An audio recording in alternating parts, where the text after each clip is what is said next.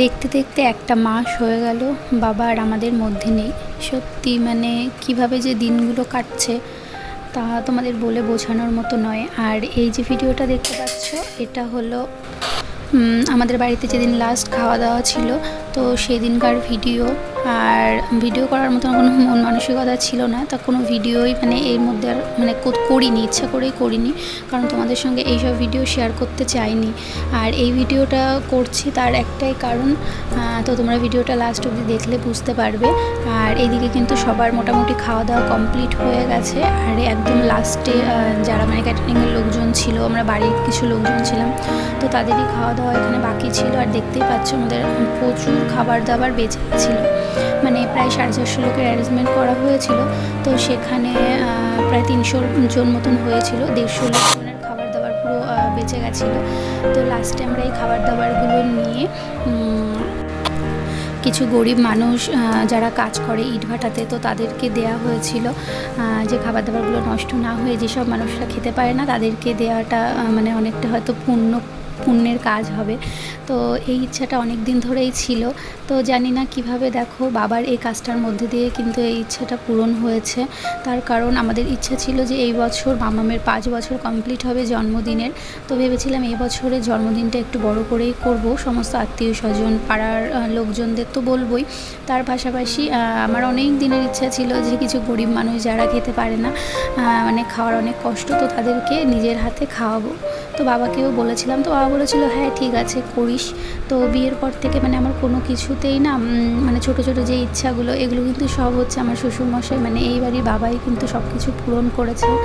জানি না কোনো কিছু বলার আগেই কীভাবে বুঝে যেত, মানে সব কিছুই, মানে যা যা আমার লাগতো বা কী চাই না চাই, বাবা সত্যি মানে কীভাবে বুঝতো আমি নিজেও জানি না। তো আমার সব ইচ্ছাগুলো কিন্তু বিয়ের পর মানে যা যা শখ ছিল সমস্ত কিছু আমার এই বাবাই পূরণ করেছে। তো এখন আমাদের মধ্যে নেই, এইটা আমি ভাবতেই পারছি না। সারাদিন মা মা বলে যে ডাকটা ভীষণ মিস করি, মানে সারাদিন মানে মা ছাড়া কখনো আমাকে অন্য নামে ডাকেনি, বিয়ের পর থেকে উনি মা বলেই ডাকতো। আর কি বলবো তোমাদের, মানে এই যে ভয়েস ওভার দিচ্ছি, ভিডিওটা অনেক দিন হয়ে গেছে, মানে এই যে 1 মাস, আজকে 10 তারিখে 1 মাস হলো বাবার কমপ্লিট। তো মানে এতদিন পরেও ভিডিও এডিট করছি, মানে তাও কি বলবো, মানে বলতে পারছি না, অনেক কিছু মানে বলতে ইচ্ছা করছে। তো যখন দেখবে আমাদের কাছের মানুষ, প্রিয় মানুষ আমাদের যখন সাথে থাকে, কাছে থাকে, তখন তার কতটা গুরুত্ব মানে আমাদের কাছে, তো সেটা তাকে কখনো বলে আমরা মানে প্রকাশ করতে পারি না। কিন্তু সত্যি বাবা আজকে নেই, তো বুঝতে পারছি মানে আমাদের মাথার উপর থেকে মানে মানে আমাদের মানে যে কী হয়ে গেছে তোমাদের মানে বলে বোঝাতে পারবো। তো এইভাবে কাটছে দিনগুলো।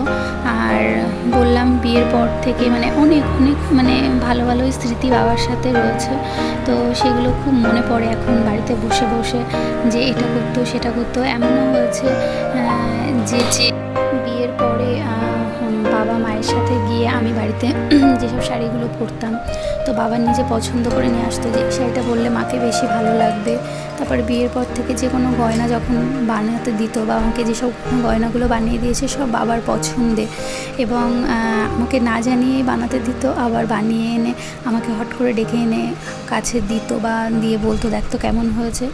তো সত্যি এই জিনিসগুলো আর করার মতো কেউ থাকলো না আমার। ভীষণই মিস করি, ভীষণ সব সময় সারাদিনে খুব মিস করি। আর আমি যদি কোনো কিছু ওনার কাছে আবদার করতাম বা চাইতাম, কখনো না না করতো না, হয়তো মানে একটু দেরি হলেও সেই জিনিসটা আমার জন্য দিত, মানে কখনো বলতো না যে তুই এটা করিস না ওটা করিস না। আমি যখন যেটা করতে চাইতাম সব কিছুতে বাবা সাপোর্ট করতো। আর আর শুধুমাত্র এই ইচ্ছাটাই মানে বলতে গেলে আমার অপূর্ণ ছিল, সেটাও বাবার মধ্যে দিয়েই মানে পূর্ণ হয়ে গেল। এই যে এই সব মানুষদের খাওয়াতে পেরে সত্যি মানে এত আনন্দ হচ্ছিল, মানে তোমাদের বলে বোঝাতে পারবো না। তো সমস্ত অনুষ্ঠান শেষ করার পরে আমরা এই খাবার দাবার নিয়ে আবার বেরিয়ে পড়েছিলাম। তো সবাই বারণ করছিল যে থাক আমার যাওয়া লাগবে না, কিন্তু আমার এত মানে ইচ্ছা ছিল যে তোমাদের কি বলবো।